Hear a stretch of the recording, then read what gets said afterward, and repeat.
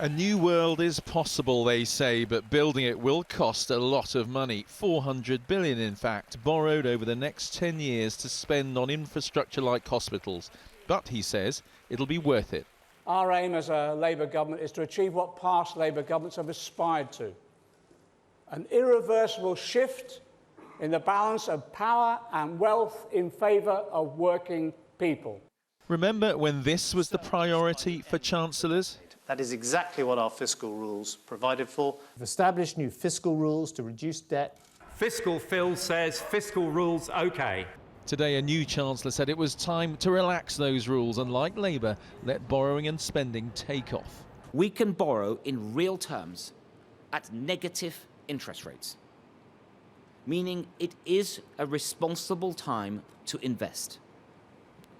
And there's a growing consensus around the world that the time to do that is now. He's promising an extra 100 billion over the next 5 years, while also claiming national debt will still fall at the end of that time. But isn't he forgetting something pretty significant? When there's still such a huge unknown hanging over the economy when it comes to Brexit, isn't it irresponsible to be talking about borrowing and spending so much more?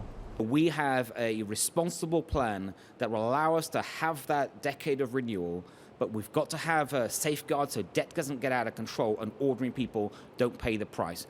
Both Labour and Conservatives have big plans to rebuild the economy, but analysts say there is still a real difference between them. Labour are talking about literally doubling the amount we spend pretty much overnight. I think there's a real question about whether that's even possible, and certainly whilst the Conservatives are looking at significant spending increases, Labour's looking at very, very big spending increases indeed. So they're not in any sense the same. After a pretty awful couple of days, he may be feeling a bit more cheerful here at this tea bag factory in, where else, Teesside, as voters start to weigh him up against his rivals. Andy Bell, 5 News, Manchester.